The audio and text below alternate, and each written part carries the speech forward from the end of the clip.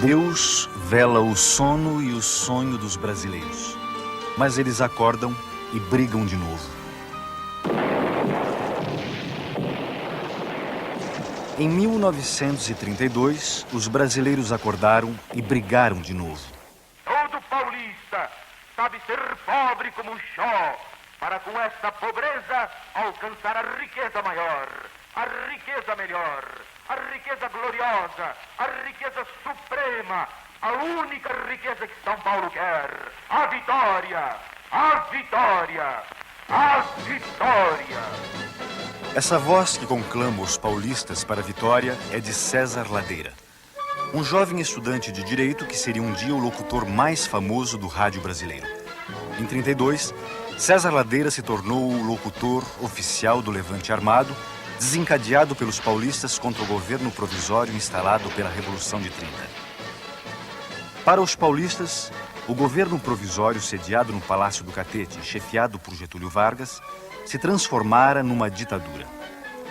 Havia insatisfeitos por todo o país, mas só os paulistas declararam guerra ao governo federal. Até hoje há quem pense que o objetivo do Levante era separar São Paulo do resto do país. Mas os paulistas diziam que a sua luta era pela democratização do país e por uma nova Constituição. Na Guerra Civil de 32 morreram mais de 800 homens, número maior do que o dos brasileiros mortos na Segunda Guerra Mundial. As maiores baixas foram entre os paulistas, mais de 600 mortos. Foi uma luta desigual. São Paulo tinha 35 mil soldados. As forças do governo provisório eram 3 vezes mais numerosas e mais bem equipadas. Apesar do apoio maciço da população e do alistamento espontâneo de mais de 45 mil civis, depois de quase 3 meses de combates, os paulistas foram derrotados. Mas muita gente ainda acredita que eles poderiam ter vencido se as tropas de Mato Grosso tivessem se unido em massa às de São Paulo e se gaúchos e mineiros tivessem aderido ao Levante. A Revolução de 32 incomoda muito por causa da reivindicação constitucionalista. E como nós vivemos numa sociedade extremamente autoritária, ainda hoje esse requisito do constitucionalismo a quente é algo que incomoda a opinião dominante na política.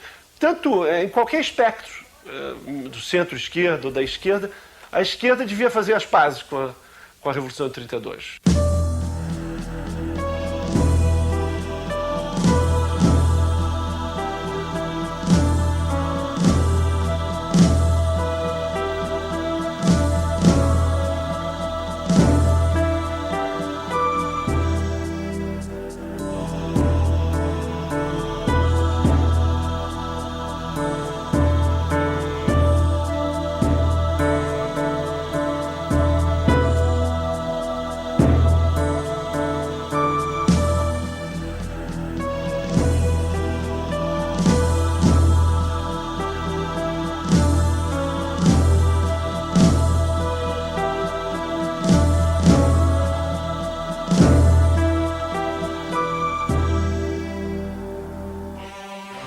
Foi com euforia que a população de São Paulo saudou a vitória da Revolução de 30. Quando a notícia da prisão do presidente Washington Luiz chegou à capital paulista, uma multidão saiu às ruas para comemorar. Em meio aos festejos, a delegacia do Cambuci foi atacada e depredada para vingar os presos torturados. A placa de identificação da delegacia foi arrancada e levada pelas ruas da cidade como um troféu da vitória. Nestas imagens, o general Miguel Costa é carregado em triunfo pelas ruas de São Paulo. Derrotado no movimento militar de 1924, Miguel Costa percorreu o país à frente da coluna que levava o seu nome e o de Luiz Carlos Prestes. Após viver no exílio em Buenos Aires, Miguel Costa aderiu à Aliança Liberal e voltou a São Paulo em 1930 como um herói vitorioso.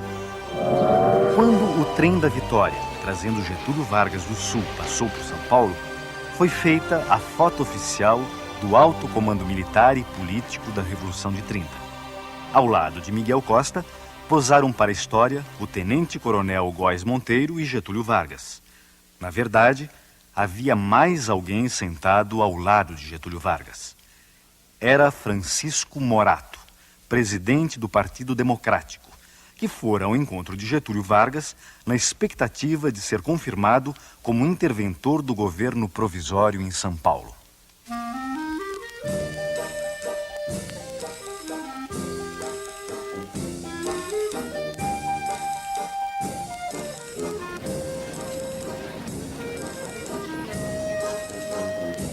Nas eleições presidenciais de 1930, o Partido Democrático, apesar de paulista, apoiara o gaúcho Getúlio Vargas, candidato da Aliança Liberal, contra o paulista Júlio Prestes, candidato da Situação e do Partido Republicano Paulista.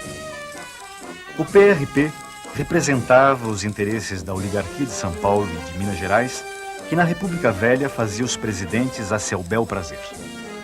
Já o Partido Democrático, fundado em 1926, era uma dissidência do PRP que abrigava a burguesia mais esclarecida e profissionais liberais de classe média.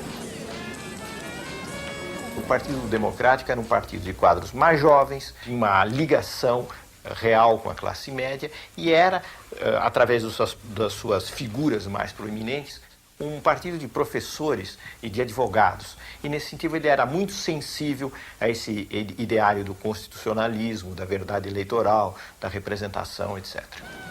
Por ter apoiado a candidatura de Getúlio, com a vitória da Revolução de 30, o Partido Democrático acreditou que havia chegado a sua hora de passar da oposição para a situação. Mas os líderes da Revolução não confiavam nos democratas paulistas. Aos olhos dos tenentes, os políticos paulistas eram todos farinha do mesmo saco. E, no fundo, só pensavam numa coisa: conquistar o poder estadual e federal. Para impedir que isso acontecesse, os tenentes reivindicaram o Palácio dos Campos Elíseos, sede do governo de São Paulo, e foram atendidos pelo governo provisório de Getúlio Vargas. O interventor não seria nem civil nem paulista, mas militar e pernambucano. O nomeado foi o coronel João Alberto, aqui visto quando era chefe de destacamento da coluna Miguel Costa Prestes.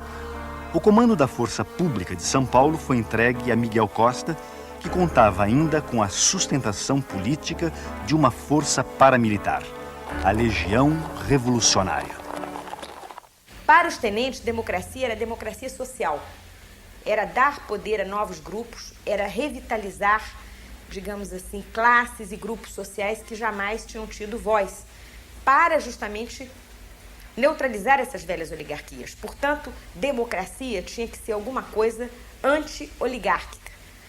Para os grupos paulistas, democracia era democracia formal, era democracia jurídica.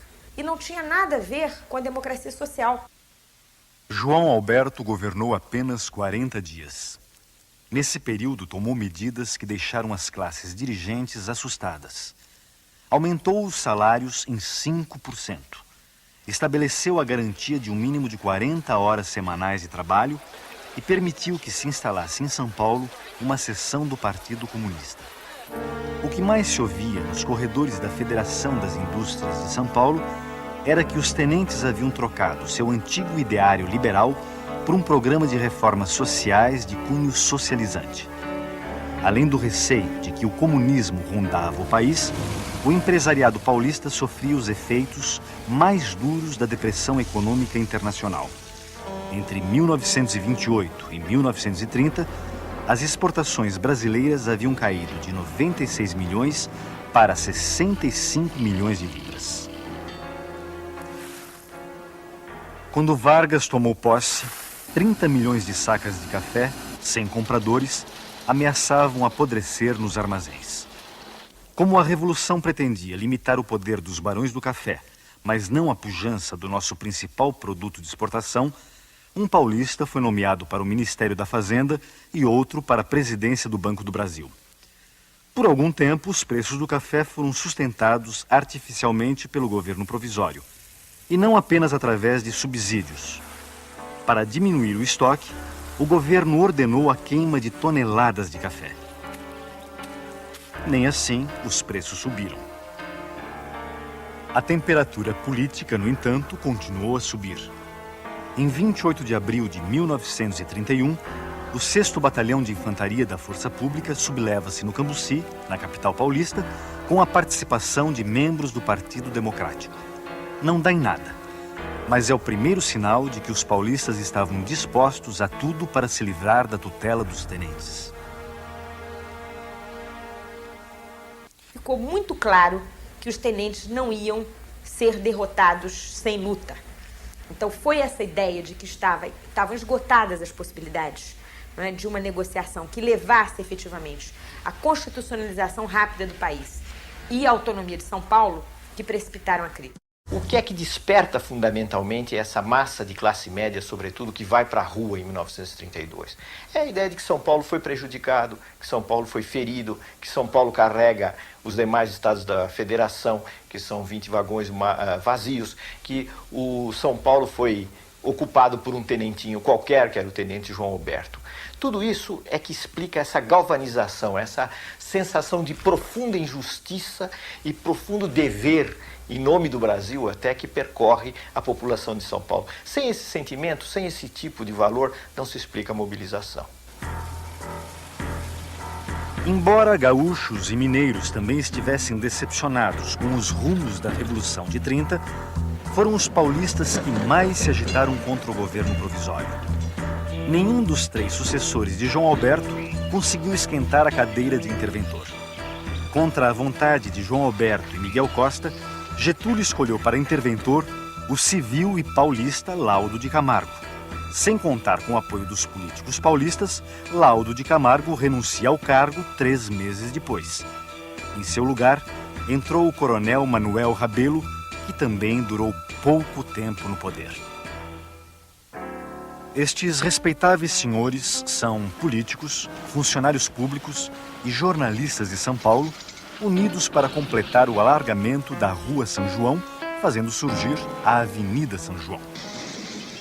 Depois da reforma urbana na cidade de São Paulo, os paulistas voltariam a unir forças para tentar reformar o sistema político do país.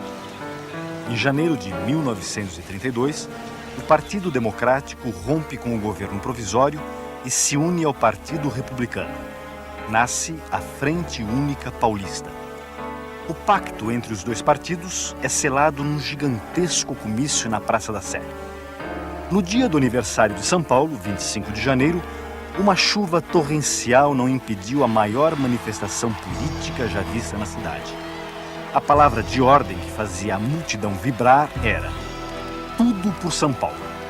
E um dos oradores gritou: os tenentes são eunucos de Getúlio. Em resposta, o jornal Diário Carioca, simpático aos ideais constitucionalistas, é empastelado no Rio por membros do Clube 3 de Outubro, principal reduto dos tenentes. Chocados com o empastelamento, os gaúchos que integravam o governo provisório, Lindolfo Collor, Batista Luzardo, João Neves da Fontoura e Mariano Cardoso, se demitem e voltam aos Pampas para conspirar. A opção por uma revolta armada em oposição a uma estratégia legalista e liberal é explicada pelo fato de que os liberais, tanto os do governo, os ministros gaúchos que se retiraram a um determinado momento, quanto os liberais de todos os outros estados, convenceram-se de que o governo provisório estava se eternizando na provisoriedade e não estava nada propenso a conceder a Constituinte. E então decidiram que a receita para 32 deveria ser a mesma de 30, isto é, o fuzil em vez do voto. Em março de 32, Getúlio nomeia novo interventor para São Paulo, que atende às 2 exigências fundamentais da Frente Única Paulista. Pedro de Toledo era civil e paulista, mas vivia fora do estado há 20 anos e não tinha ligações diretas com os políticos de São Paulo. Nessas imagens, vemos Pedro de Toledo visitando o Liceu de Artes e Ofícios quando ministro da Agricultura do presidente Hermes da Fonseca entre 1910 e 1913. Em seguida, Pedro de Toledo viveria fora do Brasil como embaixador durante 10 anos. Quando nomeado interventor em São Paulo, em março de 32, Pedro de Toledo formou um secretariado em que predominavam membros da Legião Revolucionária. Miguel Costa continuou à frente da força pública. Para desgosto dos tenentes, o novo interventor estabeleceu contatos com a Frente Única Paulista, que, àquela altura, decidira pegar em armas se Getúlio exonerasse Toledo ou afastasse Bertoldo Klinger do comando militar de Mato Grosso. Em caso de guerra, o apoio de Klinger seria fundamental para os paulistas. O formato armado era alguma coisa que não incomodava as reivindicações liberais. 32 pertence a essa larga sequência e vários dos personagens que atuaram em 30 vão atuar em 32. Esse recurso à violência armada é uma característica presente em toda a história republicana, desde a própria instalação da República. Para enfraquecer a aliança formada pela Frente Única Paulista com forças militares e civis de outros estados, Getúlio Vargas promete uma Constituição e eleições para maio de 1933. Mas os paulistas já não confiavam mais nas promessas de Getúlio. Na verdade, o que o governo federal estava propondo era a diminuição da representação de São Paulo dentro do conjunto das forças políticas nacionais. Um pouco o que aconteceu com o governo militar e o que nós estamos vivendo agora, esse déficit brutal de São Paulo na composição política do Congresso. Em 22 de maio de 1932, o ministro da Fazenda do governo provisório, Oswaldo Aranha, chega a São Paulo para tentar um acordo entre a Frente Única e os tenentes. Recebido com vaias e xingamentos, o emissário de Getúlio fracassa em sua missão e volta ao Palácio do Catete de mãos abanando. No mesmo dia em que Oswaldo Aranha chegou a São Paulo, é convocado um comício na Praça do Patriarca. Um panfleto é distribuído protestando contra a interferência indevida no sagrado direito do povo paulista escolher os seus governantes. No dia seguinte, novo comício. Desta vez convocado pelos estudantes da Faculdade de Direito.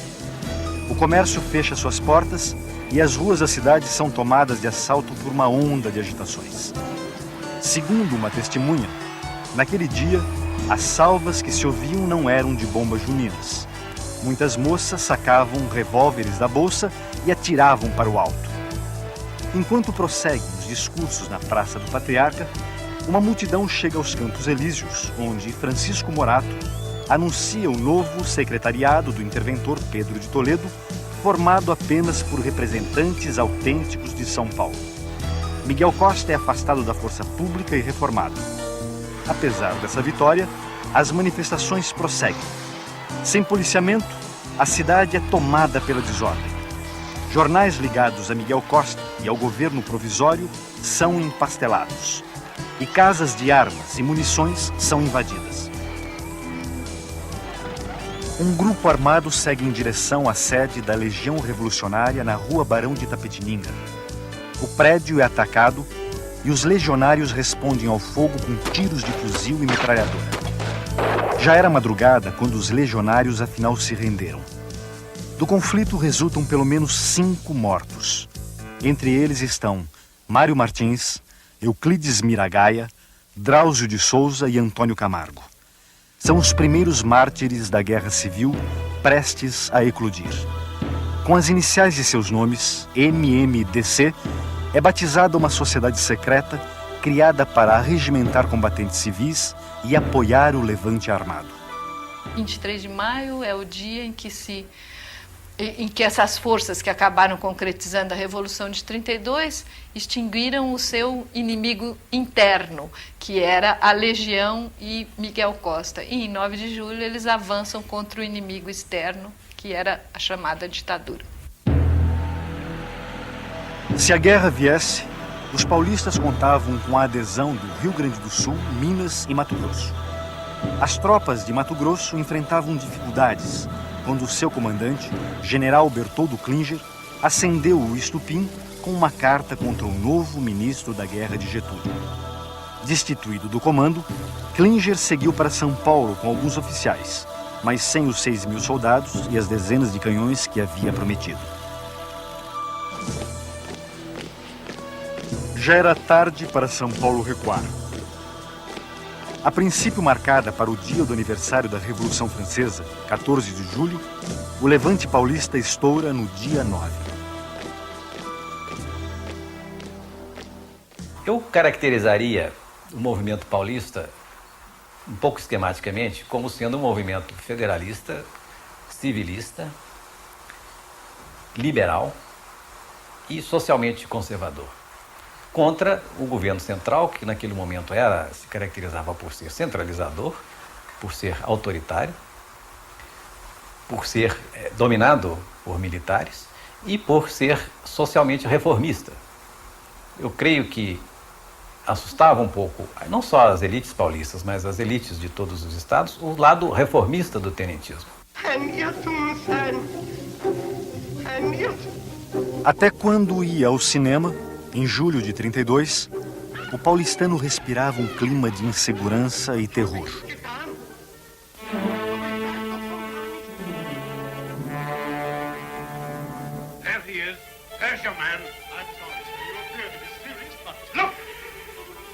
Enquanto as trevas baixavam nas telas, o levante armado saía às ruas.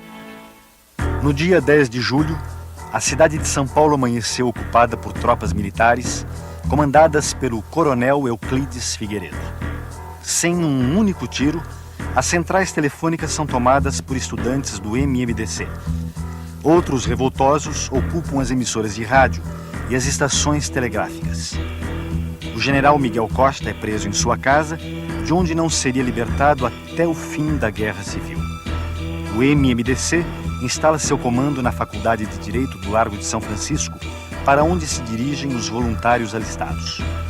O velho general Isidoro Dias Lopes, chefe da Revolução de 1924, é o líder militar do levante e o comando das operações fica com o general Bertoldo Klinger.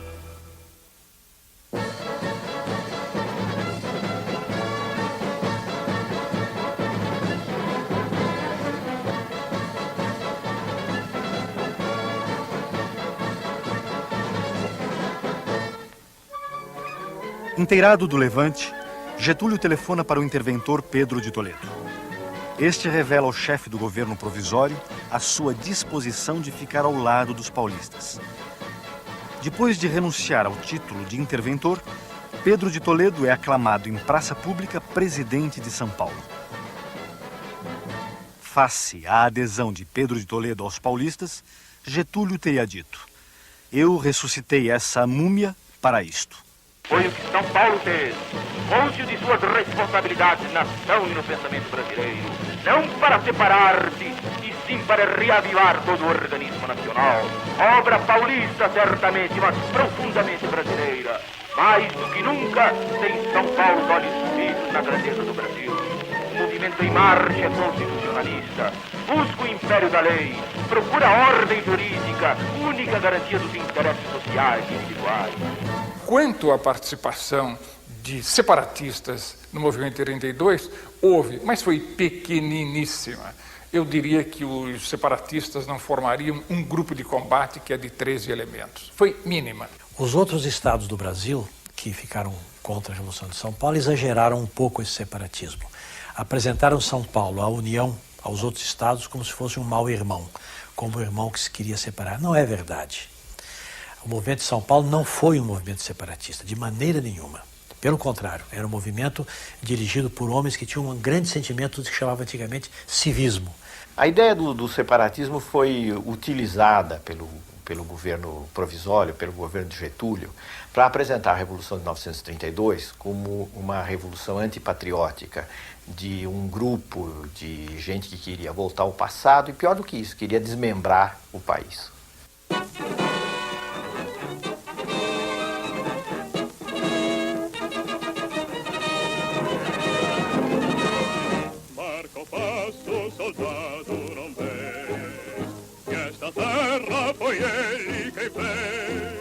Os planos do levante previam uma ação rápida para derrubar Getúlio e erradicar a influência dos tenentes.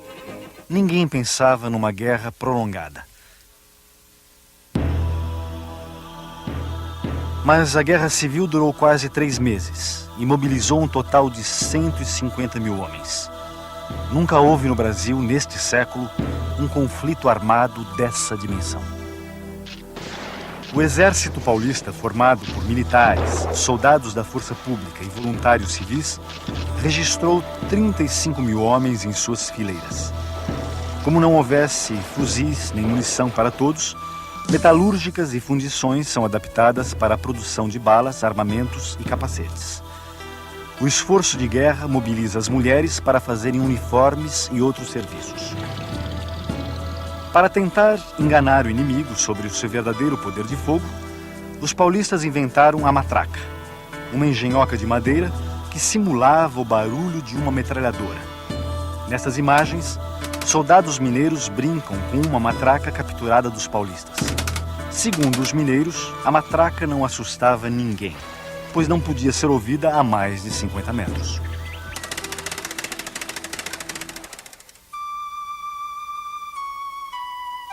Além de mal armados, muitos batalhões do Exército Paulista não tiveram treinamento militar suficiente. Estas fotografias são do Batalhão 14 de Julho, no momento em que embarcava para a frente de guerra. Aqui, o mesmo batalhão, antes de entrar em combate pela primeira vez na frente sul, perto da fronteira com o Paraná.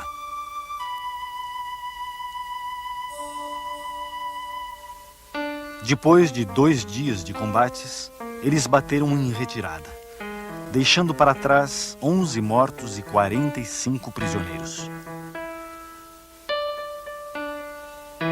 Foi a primeira de uma série de vitórias das tropas federais, comandadas pelo general Valdomiro Lima, que seria, depois da guerra, um novo interventor em São Paulo. Sem a adesão do Rio Grande do Sul e de Minas, não há possibilidade de vitória militar para São Paulo.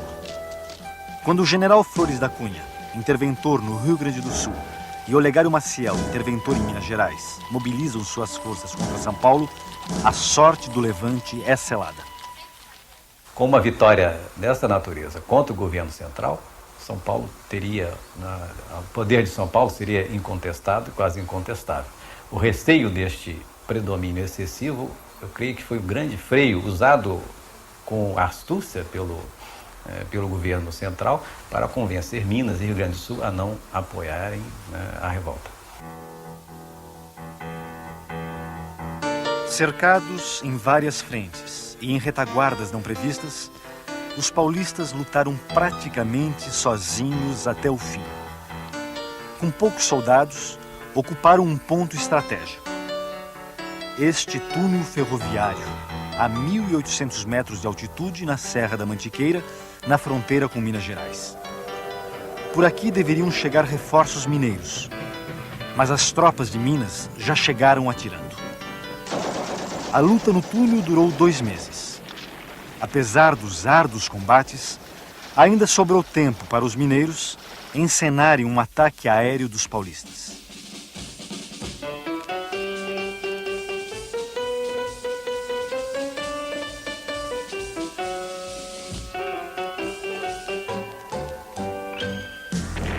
No final, as baixas chegaram a mais de 1.000 homens entre mortos e feridos.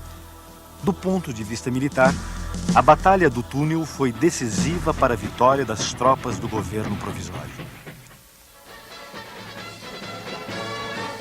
Numa retaguarda, os paulistas venceram todas as batalhas. Na retaguarda de São Paulo. Nunca se havia visto tamanha mobilização em torno de uma causa. Além dos milhares de voluntários civis, para fazer frente aos gastos com a guerra, quem podia não se recusou a doar um pouco de ouro para o bem de São Paulo. Neste caso, nós tivemos uma explosão geral das classes dominadas sob a liderança das classes dominantes. E a Revolução de 32, a meu ver, marca o último momento em que as classes dominantes conseguiram incorporar as classes dominadas ao seu projeto político, como se o povo fosse um só bloco. A estratégia militar, uma prolongada guerra de trincheira e alguns armamentos usados fizeram a Guerra Civil de 32 parecer uma reedição da Primeira Guerra Mundial. Mas seu índice de modernidade pode ser atestado através do papel decisivo que nela tiveram o rádio, a aviação, a indústria gráfica e a fotografia. Impossível dissociar a Guerra de 32 da nascente cultura de massa no Brasil. Sua memória está hoje guardada em centenas de fotos, cartões postais, cartazes e panfletos. E também nos vários hinos marciais, especialmente compostos para encher os paulistas de brilhos. Marca o passo, soldado, não vê, que esta terra foi ele quem fez. E seu passo é compasso seguro de um passado, um presente, um futuro. É soldado, que grande tu és. Tua terra...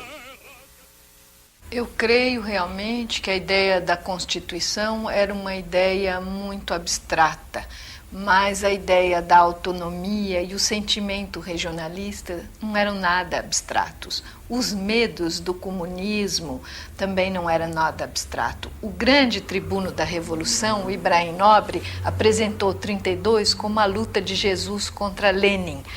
Esse foi um dos grandes elementos da manipulação. Assim que tomou conhecimento do bombardeio das cidades paulistas pelos aviões do governo provisório, Santos Dumont encaminhou à imprensa o seu protesto. Amargurado com a utilização do seu invento como arma de guerra, o pai da aviação se suicidou no Guarujá, no dia 23 de julho. Nem todos acreditam que o suicídio tenha relação com a Guerra Civil de 32. De todo modo, sua morte em nada alterou o ritmo da guerra. Depois de um batalhar sem tréguas, em que foram atiradas contra nós as forças armadas de todo o país, teve a ditadura de se convencer de que elas não bastavam para nos abater e humilhar. Improvisamos rapidamente todos os nossos meios de defesa e resistimos ao monstro, apoiados nas colunas de aço da opinião pública, impossível ser vencida pelo canhão ou pela espada. Apesar do otimismo dos discursos, desde cedo ficou claro que as tropas de São Paulo não poderiam conter o avanço das forças do governo provisório. No dia 12 de agosto, o comandante das forças militares de São Paulo, Bertoldo Klinger, daria o primeiro passo com vistas a um armistício. Mas as condições humilhantes impostas por Getúlio fazem o general desistir da proposta. A guerra prossegue por mais de um mês. Até que, a 29 de setembro, Bertoldo Klinger tenta novamente um armistício honroso. Tudo indica que desta vez será diferente. Mas não foi. O protocolo de exigências entregue pelo general Góes Monteiro é considerado desonroso e os planos de paz voltam à estaca zero.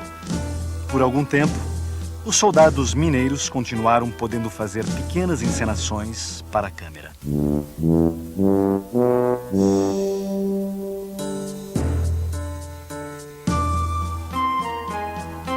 Oficialmente, a Guerra Civil terminou às 8 horas do dia 2 de outubro.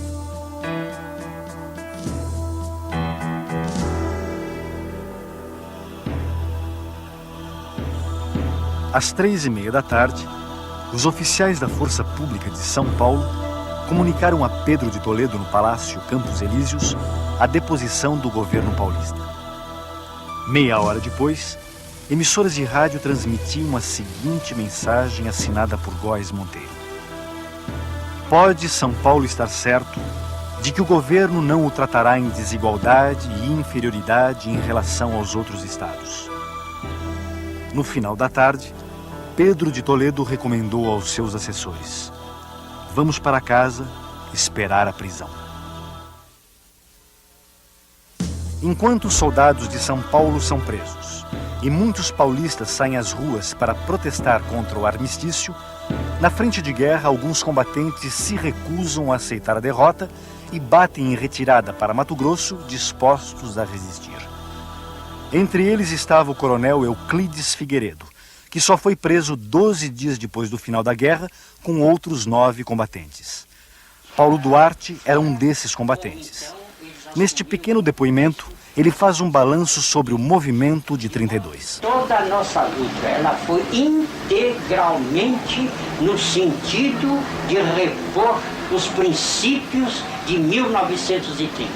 Quer dizer, a fraude eleitoral não podia se repetir mais. O peculato não podia se repetir mais. O chamado coronelismo estava acabado para nós. Certamente 32 não significa o retrocesso, porque 32 só significa o retrocesso se você acreditar piamente que 1930 significa o progresso. 1930 não significa só o progresso, significa também o prenúncio do autoritarismo de 37. O governo provisório alegou que a Revolução de 1932 foi um movimento antidemocrático e contra o progresso. Eu creio que isso é uma simplificação. Vistas as coisas de hoje, eu diria que do ponto de vista da ideologia liberal das classes dominantes foi um progresso. E um progresso que beneficiou o país, porque fez o país entrar numa fase legal com a Constituição de 1934. Agora, ameaçou ser um movimento de regresso do ponto de vista sociológico, porque o Estado brasileiro, que era um Estado mais forte, estava se preparando, já tinha começado a fazer uma legislação social e a tomar medidas que atendiam aos interesses das classes dominadas. E isso a Revolução de 32, se fosse vitoriosa, poderia ter comprometido. Do ponto de vista político, inegavelmente a Revolução de 1932 precisa ser tomada a sério, ou pelo menos até certo ponto a sério. Isto é, ela queria promover uma reconstitucionalização do país e isso, como nós sabemos hoje, é extremamente importante. Queria dar voz à população. Certamente o que se entendia por população, o que a elite paulista entendia por população, não era exatamente a grande massa da população. Então, há um corte democrático, liberal e elitista na Revolução de 1932. Mas não há dúvida nenhuma que nós oscilamos entre uma democracia representativa limitada e o populismo. As escolhas ficam aí abertas para quem quiser fazê-las. No final de outubro de 32, depois de um tempo na prisão, os principais líderes do levante armado partem para o exílio. São 25 militares e 41 civis. Entre eles estavam Casper Líbero, Prudente de Moraes Neto, Júlio Mesquita Filho e Austrégésilo de Ataíde. Alguns dos líderes do levante de 32 partiram para o desterro a bordo de um navio ironicamente chamado Siqueira Campos, em homenagem ao herói tenentista. Outra ironia. Os paulistas exilados em Portugal não votariam nem poderiam ser votados nas eleições de 1933 para a Assembleia Nacional Constituinte, pela qual tanto haviam lutado. Os partidos paulistas, derrotados em 32, estariam presentes quando Getúlio tomou posse como presidente da República em 1934, depois de promulgada a Constituição, em nome da qual São Paulo se levantara em armas.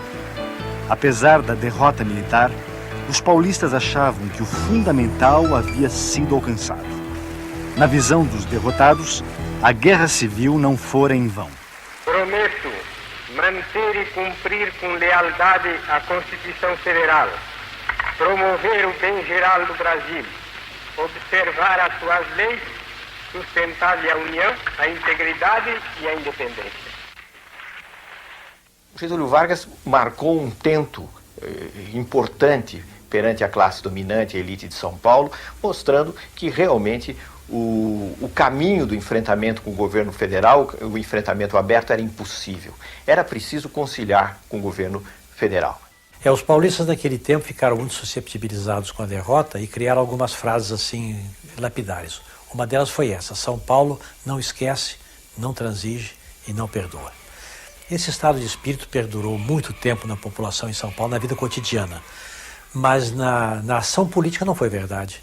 Porque logo depois da Revolução houve um congressamento das elites paulistas com o governo federal através da interventoria de Armando Salles Oliveira.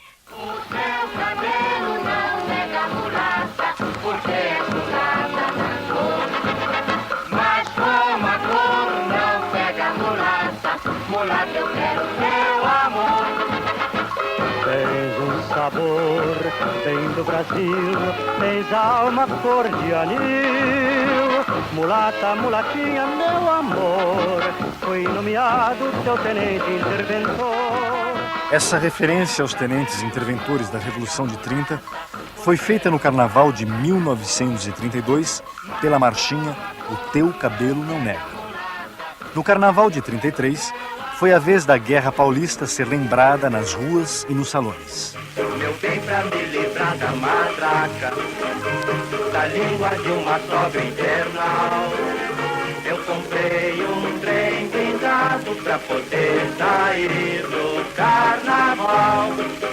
O título dessa marchinha é Trem Blindado. Ela brinca com o trem inventado pelos paulistas para combater as forças do governo provisório na Guerra Civil de 32. O trem, composto de uma locomotiva e 2 vagões, era camuflado. Na frente, um canhão. Nos flancos, metralhadoras. No alto, 2 potentes holofotes. Fazia jus ao apelido Fantasma da Morte, mas não influiu no resultado da guerra. Depois do Carnaval, veio a Quaresma. E depois da Quaresma, as eleições de maio de 1933 para a Assembleia Nacional Constituinte. Novamente unidos, os partidos paulistas, derrotados em 32, compõem uma chapa única e elegem 17 dos 22 representantes de São Paulo. 3 meses depois, em agosto de 33, caía o último interventor verde-oliva. Num gesto surpreendente, Getúlio, já eleito presidente da República pelo voto indireto dos constituintes, nomeou Armando de Salles Oliveira para governar São Paulo e declarou publicamente: quero que compreendam a extensão e o significado deste ato, pois com este decreto entrego o governo de São Paulo aos revolucionários de 32. Armando Salles era o líder consensual da elite paulista. Depois de ser interventor nomeado, foi eleito pelo voto indireto governador de São Paulo em abril de 1935 e teve sua candidatura à presidência da República lançada em fevereiro de 1937.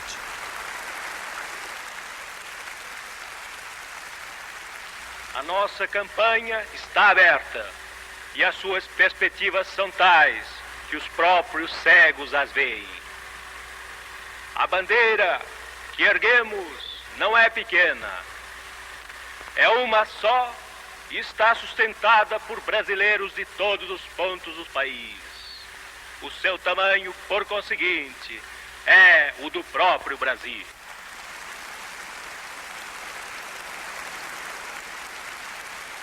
Essa bandeira jamais se depravaria, tingindo-se de uma só cor, no banho de fórmulas estrangeiras, que serão salvadoras em outras terras, mas que nós não aceitamos.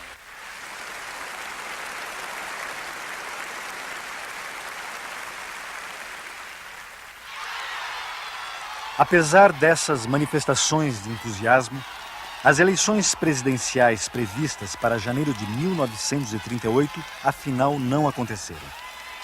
Getúlio e os militares que o cercavam rasgam a Constituição de 1934 e fazem baixar sobre o país as trevas do Estado Novo. O pretexto dado na época para o golpe foi que só um regime autoritário seria capaz de conter a subversão da ordem pelos comunistas, os vilões nacionais desde 1935, quando uma insurreição militar liderada, entre outros, por alguns tenentes ligados a Luiz Carlos Prestes, fez tremer os alicerces do Palácio do Catete. Até hoje se pergunta em que medida a derrota dos paulistas e do seu ideário liberal, em outubro de 1932, ajudou a aplainar o caminho para a decretação do Estado Novo. A derrota do movimento de 1932 ajudou a aplainar o caminho para o Estado Novo, na medida em que foi a vitória de um poder central onde a ideia de uma ditadura era uma ideia muito forte, desde cedo, desde os anos 1930, a instauração de uma ditadura com permanência no país. Então, na medida em que as forças que se opunham a isso foram derrotadas, sem dúvida a derrota da Revolução de 1932 concorreu para isso. A negociação que se seguiu a 32 foi muito clara. Devolveu-se autonomia a São Paulo, mas uma autonomia leal ao governo central. E essa lealdade foi tão profunda que quando Armando Salles de Oliveira parte com um projeto liberal antagônico ao do Getúlio, São Paulo fica com Getúlio. São Paulo acabou concordando de uma forma ou de outra com o governo varguista, e São Paulo não são só suas elites dirigentes. São Paulo votou maciçamente em Getúlio para senador depois. A mocidade, que desde o primeiro instante da campanha, a ela se atirou de corpo e alma, obedeceu ao mandamento irresistível da sua dignidade e do seu civismo. Para satisfazê-lo integralmente, como exige a sua consciência, não julga distrita a luta pelas armas da cruzada que empreendeu. O combate prosseguirá, na paz como na guerra, para que a vontade popular faça valer para sempre a sua soberania, acima de todos os interesses e de todas as malquerenças de partidos, credos, classes e pessoas. Os paulistas perderam a Guerra Civil de 32. Mas a bandeira que levantaram não perderia a sua atualidade nas décadas seguintes. A luta pela Constituição e para assegurar o respeito aos direitos fundamentais da cidadania, a alternância do poder e o controle do Estado ainda não chegou ao fim.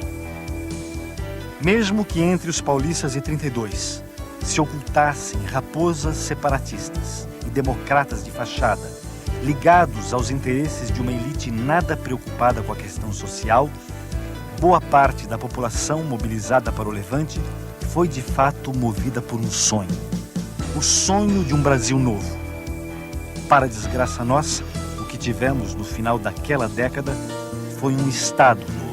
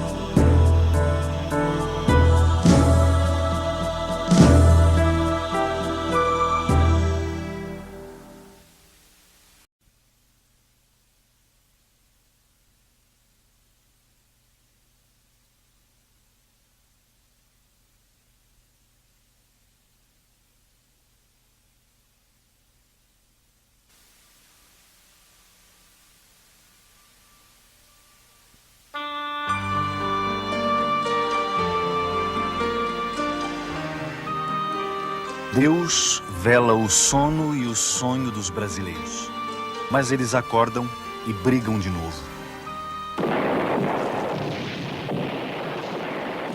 Em 1932, os brasileiros acordaram e brigaram de novo. Todo paulista sabe ser pobre como um xó, para com esta pobreza alcançar a riqueza maior, a riqueza melhor, a riqueza gloriosa, a riqueza suprema, a única riqueza que São Paulo quer, a vitória, a vitória, a vitória. Essa voz que conclama os paulistas para a vitória é de César Ladeira. Um jovem estudante de direito que seria um dia o locutor mais famoso do rádio brasileiro. Em 32, César Ladeira se tornou o locutor oficial do Levante Armado, desencadeado pelos paulistas contra o governo provisório instalado pela Revolução de 30. Para os paulistas, o governo provisório sediado no Palácio do Catete e chefiado por Getúlio Vargas se transformara numa ditadura. Havia insatisfeitos por todo o país, mas só os paulistas declararam guerra ao governo federal. Até hoje há quem pense que o objetivo do Levante era separar São Paulo do resto do país. Mas os paulistas diziam que a sua luta era pela democratização do país e por uma nova Constituição.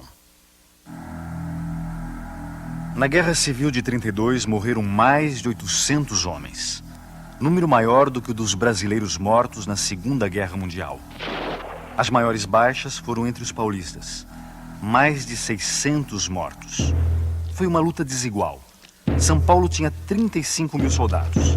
As forças do governo provisório eram 3 vezes mais numerosas e mais bem equipadas. Apesar do apoio maciço da população e do alistamento espontâneo de mais de 45 mil civis, depois de quase 3 meses de combates, os paulistas foram derrotados.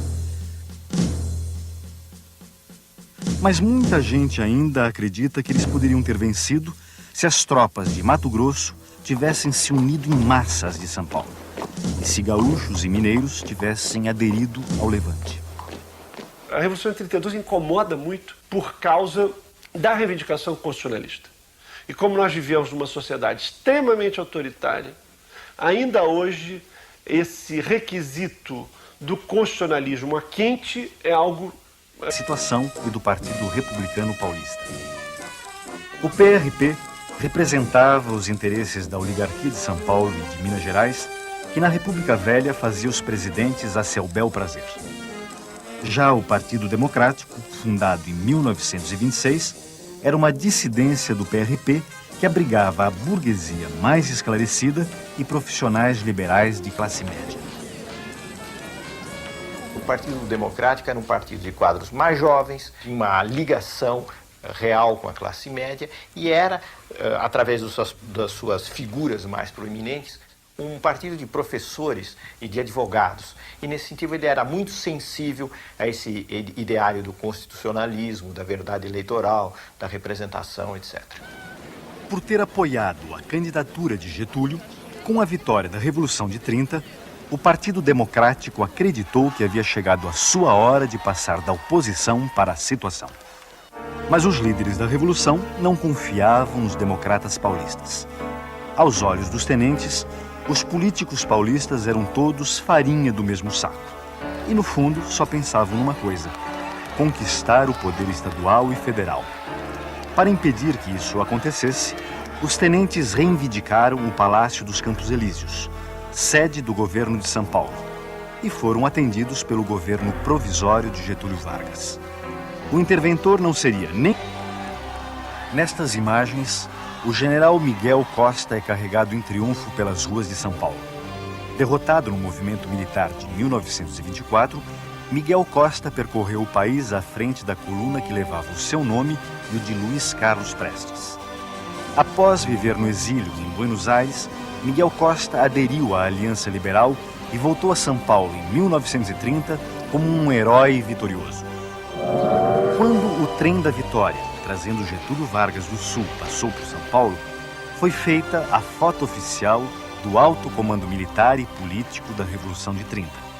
Ao lado de Miguel Costa, posaram para a história o tenente-coronel Góes Monteiro e Getúlio Vargas. Na verdade, havia mais alguém sentado ao lado de Getúlio Vargas. Era Francisco Morato, presidente do Partido Democrático, que fora ao encontro de Getúlio Vargas na expectativa de ser confirmado como interventor do governo provisório em São Paulo.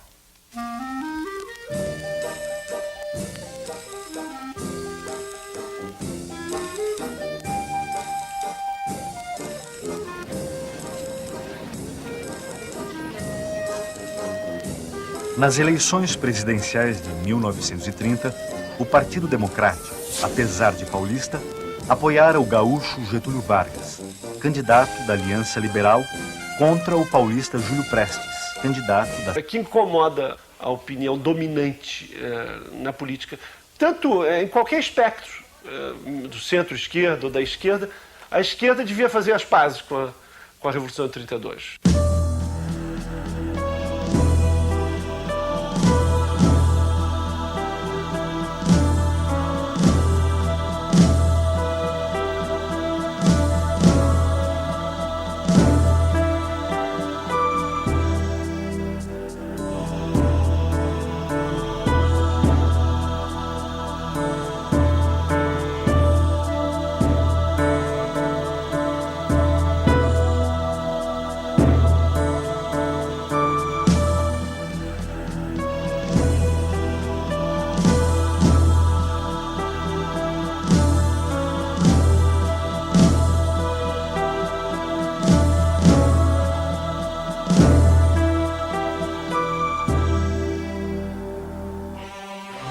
Foi com euforia que a população de São Paulo saudou a vitória da Revolução de 30. Quando a notícia da prisão do presidente Washington Luiz chegou à capital paulista, uma multidão saiu às ruas para comemorar. Em meio aos festejos, a delegacia do Cambuci foi atacada e depredada para vingar os presos torturados. A placa de identificação da delegacia foi arrancada e levada pelas ruas da cidade como um troféu da vitória.